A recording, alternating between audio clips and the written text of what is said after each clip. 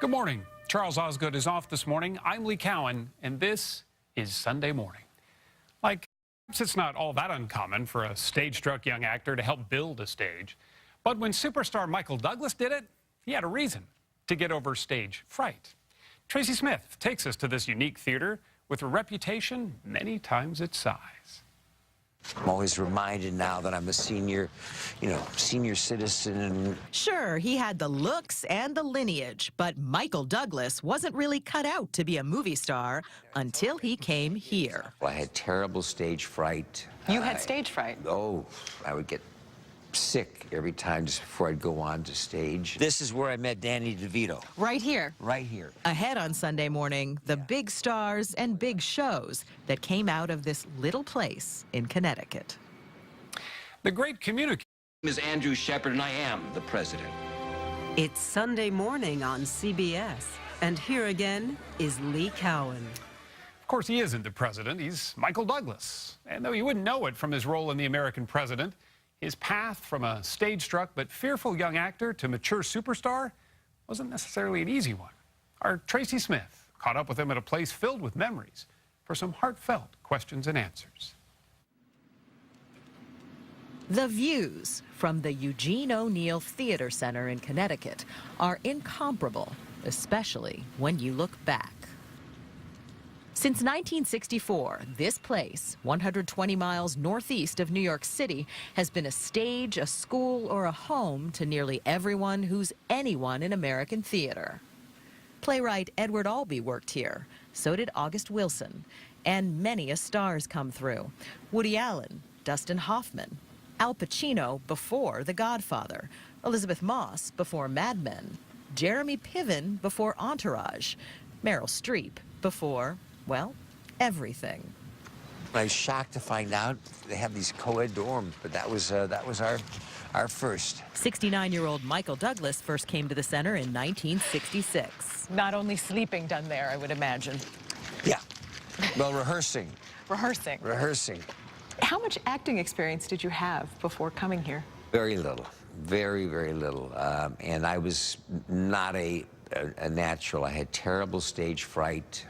You had stage fright? Oh, I used to, in my university productions, I used to have a wastebasket right off the stage, and I would get sick every time just before I'd go on to stage. And it was a struggle. I used to wonder a lot of times why I was even trying to do it, because it was not something that came natural to me. It took a long time to get over that.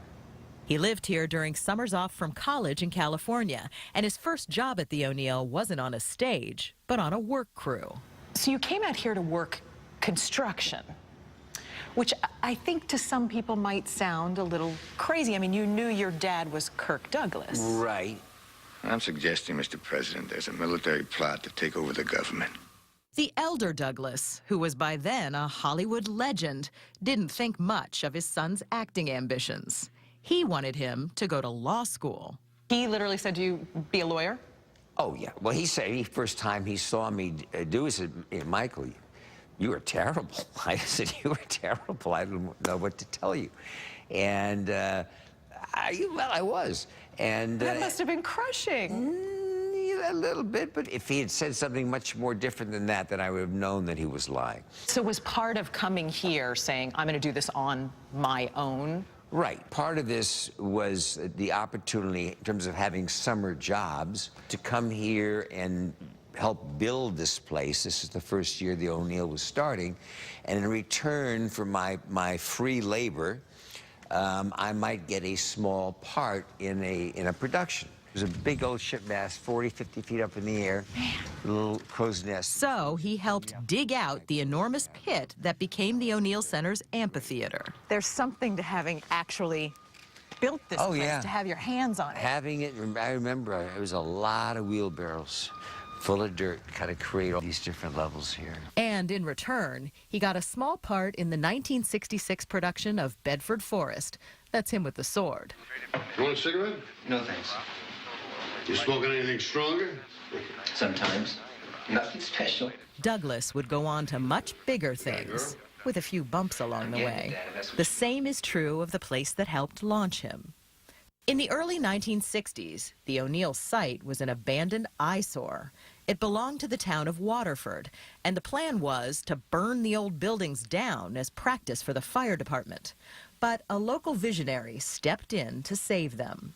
George White was a young Yale Drama School grad who lived nearby. He never thought much of the old place until inspiration struck. We were just very happily sailing along and looked up the hillside. White was sailing with his wife Betsy out here on Long Island Sound one day back in 1962. Right around this spot, he looked up and saw those old buildings on a hill above the beach, and he had himself an idea. What made you look up and say, theater? The barn. The barn? It's like Mickey Rooney and Judy Garland. Let's put on a show. That in was the barn. In the barn. In a barn? Yeah, the barn was always, because I played in it. It's a great barn. The rest is American theater history. By 1964, White had begun turning the barn and other buildings into what amounted to a permanent theater camp. He named it for a man who grew up nearby, the Nobel Prize-winning playwright Eugene O'Neill. It became a place where the most promising writers and composers could see their brand new plays and musicals fleshed out by up-and-coming actors. And the formula worked. For example, composer Lin-Manuel Miranda used his time at the O'Neill to perfect his Tony Award-winning musical, In the Heights. The O'Neill is where Robert Lopez and Jeff Marks developed their Tony-winning show, Avenue Q. And the list gets longer every year. Mama, just look, I'm a long ways from pretty. Composer Janine Tesori's O'Neill Center project became the current Broadway smash, Violet. What role did the O'Neill play in your life? The O'Neill was the first institution to say yes to me. Won't you be surprised?